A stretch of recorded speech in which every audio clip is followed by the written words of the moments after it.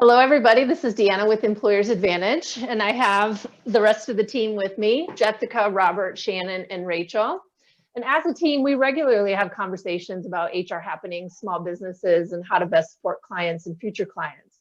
We thought it would be great for you to be a part of our team conversation on what we are seeing this year as 2020 comes to a close and we enter 2021. One thing to keep in mind is this is not political. Regardless of your political affiliation or personal beliefs, the regulations that are currently in place or are expected to be enacted still need to be abided by.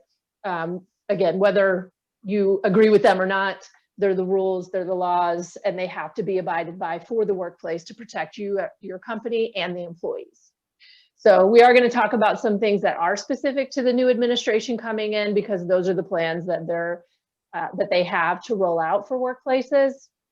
But again, this is not a political discussion. So Jessica is gonna get us started. Jessica. Great. Yeah.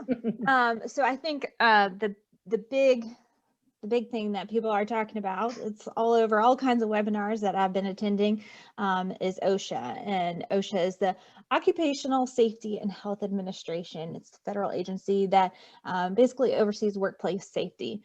And there have been quite a few reports of OSHA already fining different employers for not abiding by workplace safety. So, hey team, welcome.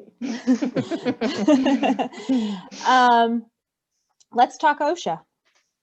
Ooh, fun. I wanted to say, there's two components to this. There's OSHA that currently exists, that has regulations in place that currently exist, and you should be abiding by them up until this point. So there's that, but then there's the second piece, which is what now is coming of it based on what's happening in the current environment. So COVID, for example. So there's existing that you should already be doing, but then there's new that we are constantly monitoring and I think are going to become more significant over time. And that's connected to workplace safety with regards to COVID or infectious disease and protective gear, things of that sort, lawsuits that might be connected to all of that. So you can add about what the expansions might be, but I just want to acknowledge that it's been in place. Absolutely. And it is for all businesses. Doesn't matter if you have 2 employees, 10 employees, 50, 100, 1,000, it doesn't matter. OSHA applies to everyone. Yeah. I think it's also important to remember that, when we look at HR, we really have to think about it like this, even from an OSHA standpoint. Your policies and your procedures are protection. They're going to help create your culture. They're going to affect your bottom line, but they're also going to protect you as far as liability and lawsuits, and also protect your employees, which means that you're going to have happier employees. So there's really a different perspective we can use in looking at all of this, not just looking at it from a legalistic standpoint, but saying, hey, this is really a protection for my employees, which in essence is protecting my company, my investment, and my dream. Ooh, yeah. Dream, Robert. You went there. I like that. And I want to piggyback on something Shannon said, with OSHA and COVID and everything else that's going on. What a lot of people don't understand is that if someone contracts COVID at the workplace, that is something that has to be reported to OSHA. That is something current that has to be reported to OSHA. And it's something that also would fall under workers' comp if the employee is going to be out for any length of time, regardless if your company is participating in the paid sick leave or the emergency FMLA Act, that the workers' comp would be after that is used up, if in the case of someone being out for a while. So we just really have to keep that in mind, is that people always have looked at OSHA as injuries, but COVID, any communicable diseases, that falls under OSHA as well. And can I ask a question to the group, because this might open it up even further? Who gets to determine, who polices whether or not someone got it at the workplace? I think that's where the contact tracing comes in. Yeah.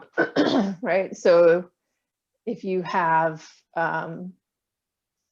somebody who may have been exposed or whatever, and they're in the workplace and through the course of somebody's normal duties goes in and is experiencing or goes into the workplace and then the next day they're exposed or they end up having it and they have no other way of showing that they had like they had not gone anywhere else.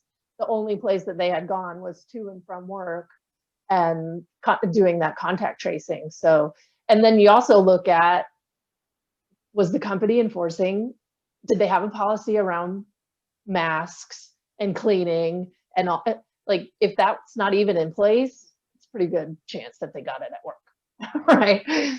Well, and some of the clients that I've worked with, the question comes up, well, how does OSHA know that, these things are happening in my workplace? How would they know, and employees can report to OSHA that their workplace is unsafe. And it's easy to report. Easy to report. Absolutely. They may or may not know that they can do that, but if they do and they report, then there's no reason why OSHA would not come to your workplace and inspect. Mm-hmm. And if they're in your area and they pop in, you can't say no. And I think it's important too to note it's existing employees and past employees. Yeah. So someone who quit can easily hit you up with some OSHA complaints and we know that happens, right? probably more than existing. Right. And who would have They're ever mad. thought us in HR would be contact tracers as well? I mean, I've been doing that for my clients. I thought it was just the health departments that were doing it, but I mean, I've been doing the contact tracing and the timelines to figure out if it was something that they contracted at the workplace or if it was outside of work. So, Mm-hmm. Yeah. Yeah.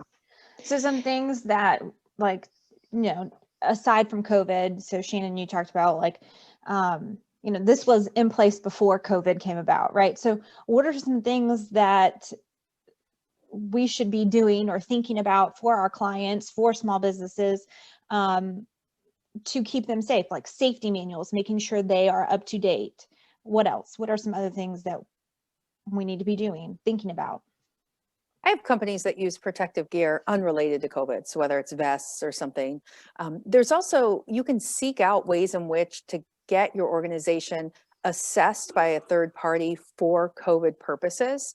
So you can have someone independent come take a look and make sure you're adhering to certain requirements, as opposed to having to go to OSHA or getting called out by OSHA. What else? Similar to HR, you want, right? It's like Robert says, you want it to be preventative versus reactive. So you can do the same thing. And with OSHA, you can have somebody come in and look. And part of it is now states are requiring it, whether you want to do it or not. So there's 16 states that require COVID training for your workforce. And it's just going to continue to grow.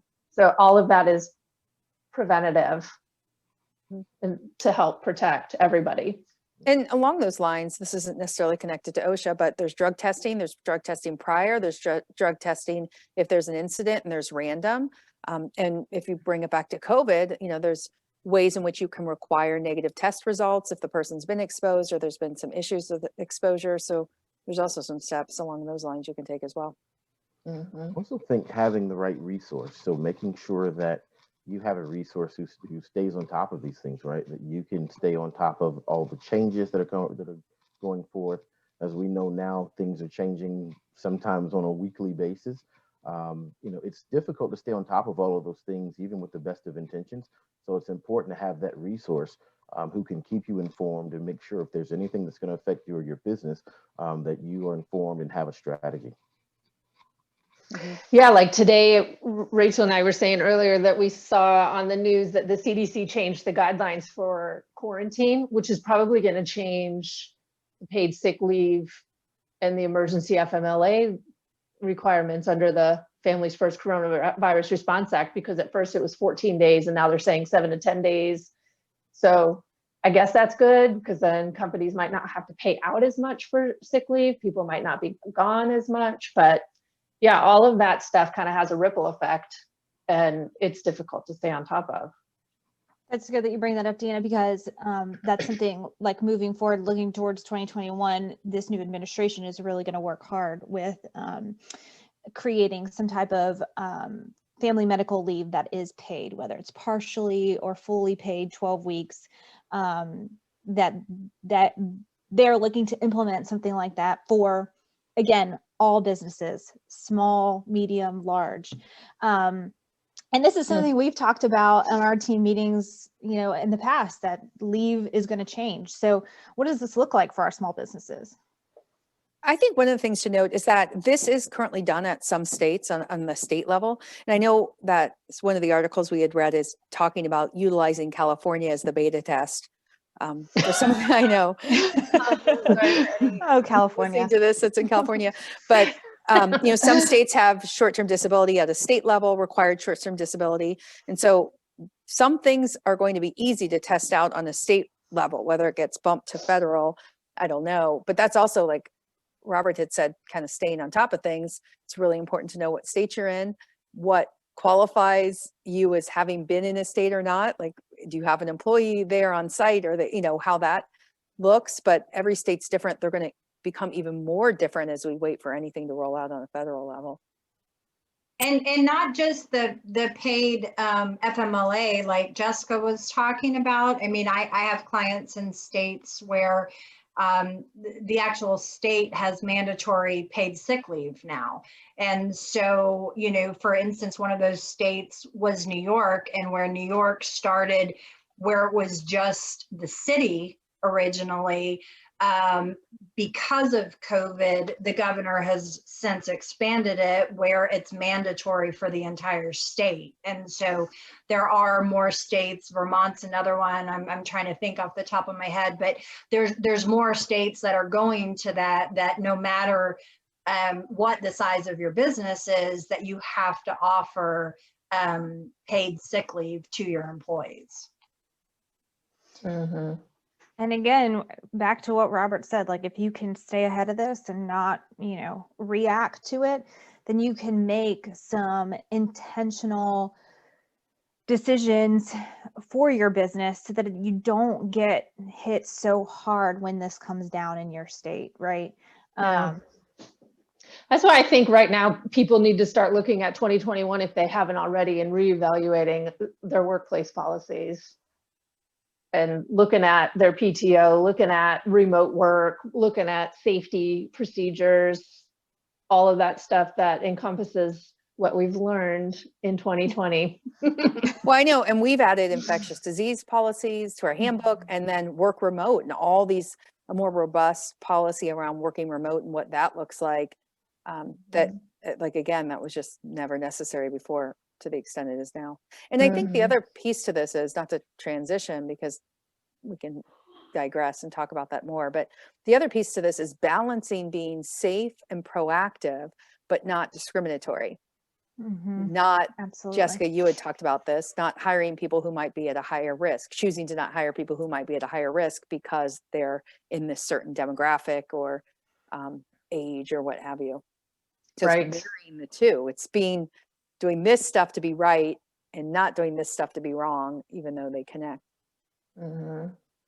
Well, it's kind of like earlier in the year, we were talking about people making employment decisions based off of individuals' lifestyles, like if they feel like they were going out more and probably potentially getting exposed versus those that weren't. And then they were like, I don't want them here. You can't do that. So, Exposure discrimination, Deanna. exposure discrimination. Please, I sure hope that doesn't become a thing. I don't want that to become a thing, but I don't know.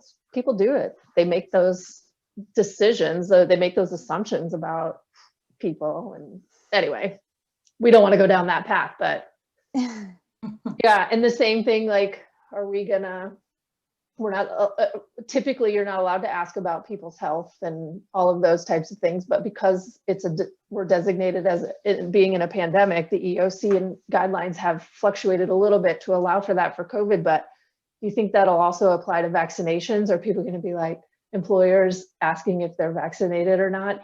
But also, are they going to require vaccinations? That's a whole nother thing. I mean, that would be a completely different discussion, but something to think about. Again, all topics just to have on the forefront going into 2021 and thinking about what the impact of these things might be for you and your small business and thinking through it. Robert, I feel like you had something to say about the leave employment. No? No, not this time. Robert is our HR guru over here. We're looking at you, Robert. Robert's on my side. Like Shannon was. He's down. He's down. He's like, Yeah, this he's down for me. But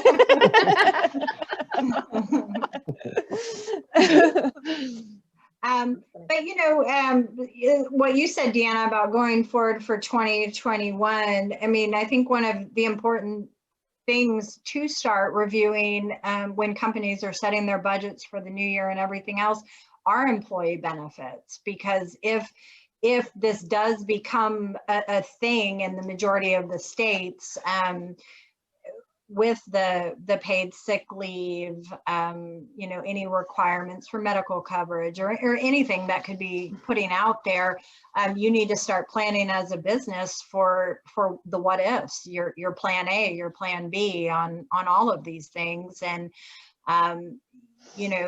particularly with everything that has gone on this year, I know there's a lot of unemployment right now, but when companies do start hiring back, employees are going to be looking for, candidates are going to be looking for companies that can offer them health insurance or paid sick leave or PTO or things like that. So I think it's important, a role that we play with our clients as well is to help them design these benefit plans and come up with options for their employees and what would be the best thing for their business. Just like with working remote, what does that look like? Right. That is going to be the thing people want, because if they already are, if they were told they couldn't before, and now all of a sudden they're fully functioning at home, it's going to be hard to get them to go back to the workplace. If I'm interviewing and I've been working from home for my current employer, why can't I for you? That's going to be a big one too, I think. And that's a contingent. Go ahead. I'm sorry. No, go ahead, Robert. I was going to say, but also the contingency planning around. So this is, a unique situation with COVID. Like this is something that we've really seen before. So what's the planning around if there's a large portion of your workforce that's out? Hopefully it doesn't happen, but how do you function if a quarter of your workforce legitimately has to be out for some reason, which some companies are seeing that and experiencing that. And those are things that typically aren't planned for. But if you can begin to think about those things, and I know no one really wants to do it, but I think, it's a bit of foresight to say, hey, if I could plan for the absolute worst case scenario, if we can make a plan there, then we can work backwards and we can deal with anything else. But we really have to think about it like this because we just don't know. That's what I'm working with my clients a lot right now, on cross-training their employees. Yeah. Because you just never know. And, not only are you doing your employees a favor by giving them new skills and new things to learn within the job, but also you're helping yourself, because if COVID hits or anything else for that matter, now you're covered. Yeah, putting together, I've put together a few cross-training programs, like you said, Jessica, and it is because I've already seen it with a couple of my clients where most of their workforce has gone down, and unfortunately they had not wanted to cross-train previously, but now they see where it could have kept the business going, and the benefit of cross-training. I think also, Rachel, this kind of, to digress, goes back to you discussing benefits and benefits offering. The other thing is small benefits that aren't necessarily connected to health. So, at home, work at home reimbursements, cell phone reimbursements, home supplies reimbursements, things like that need to be taken into consideration as well for people who are or can work from home. Right. Because it's not the same. I mean, I forget if if it was this past year. But if you're working for a company, even if unless you're a contractor, if you're working from your house, you're not able to write off any of that anymore. So at one point in time when you could be an employee of a company and, you didn't say, okay, I need paper for my printer, or for you to buy me a printer or cartridges, because you would just buy it yourself and then you could write it off. Now you can't do that anymore. So that is a point, is if you're going to go the route of having your employees work from home, is considering literally everything that they would have access to in a normal office situation, and being able to set them up for success out of their houses. And along with that, Shannon, when you had mentioned policies surrounding working from home and, working remotely like that, a lot of companies, they say, well, we built this big, beautiful office and we want our employees here and we want to be able to see that they're actually doing their work, which, okay, I get that in some situations, but you also need to look at how much more productivity your employees are getting by working at home. It's cutting out their commute time. It's, it's cutting out the normal, what is it, like water cooler conversations, which I don't even know if anyone has water coolers anymore, but the conversations that every time you get up from your desk where it's a social environment and people are wanting to talk, which is great. But when you're working remotely, you get so much more work done. And so those are all things that companies need to take into account, I think, right now, and planning for the 2021 year. I think that segues kind of nicely into, I have two more topics. I know we're running low on time, but I have two more topics that I really want to get to. And one is recruiting for 2021. What does that look like? I think moving forward, it looks very different in a lot of different ways. We've had team conversations about women leaving the workplace. And so at what point do they come back to the workplace, and how are we intentionally recruiting and not being discriminatory, right? So I'm just going to open that up to the team, because I think that's going to be huge moving forward in 2021. Yeah, I mean, I think that connects really to working from home and flexible workspace and flexible schedules. I am passionate, obviously, about women in the workplace. And I think just because they tend to be the primary caregivers at home, it's setting them back a little bit because they've had to take on those responsibilities, and it's impacted their current employment situation. So I think being cognizant of that, you want to offer things to your employees equally, and you want it to make sense. But there are instances where, in order to maintain a diverse staff, you need to be more flexible with your offerings. And that's, in particular, connected to home and work hours. Right. I think that, sorry. no, I was just going to say that, not to go backwards, but that also ties to the flexibility in your benefit offerings. Yeah. Like Absolutely. you guys know how much I love lifestyle benefits, because I feel like if you can ease some of the burdens of people's personal situations or their lives or whatever, take some of that stress away, it just kind of makes everything better. But anyway, I'll go back to the original topic. Rachel. I digress. I lost my train of thought. Sorry. Okay. Sorry. I'm going to go with what Deanna, she's over here this way. Yes, Jessica. There are so many EAPs, employee assistance programs that offer so many benefits, like what Deanna was talking about, for your employees to sort of relieve that outside, those fringe, pressures that exist, right? But, for instance, grocery shopping. I used to love grocery shopping, and now it is just such a task, because this sounds terrible, but I like to go into the grocery store with a shopping cart.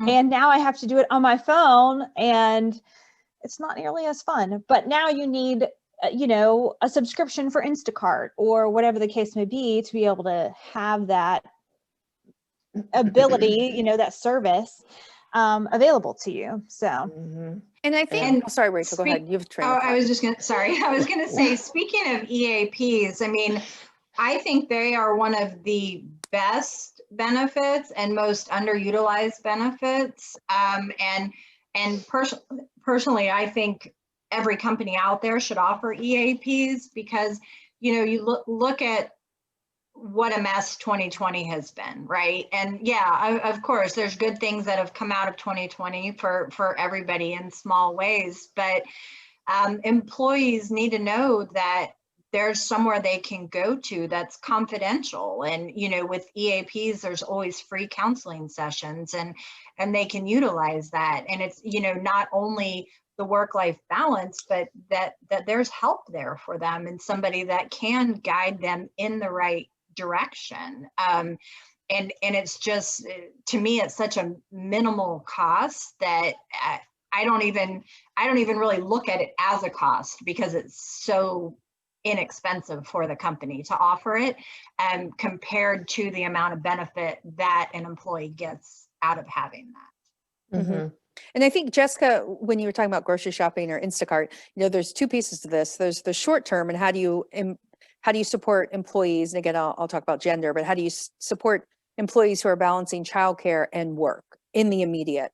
But then there's how do you keep them in the workplace, and how do you recruit for them when they might have a small gap on their resume, so that long term they're not impacted in the workplace, the representation isn't impacted in the workplace. And again, I'll circle back to benefits. Maybe it's something like offering some sort of dependent care HSA, so you're covering some of the costs for childcare if necessary to support you in a way that you can come back to the workplace.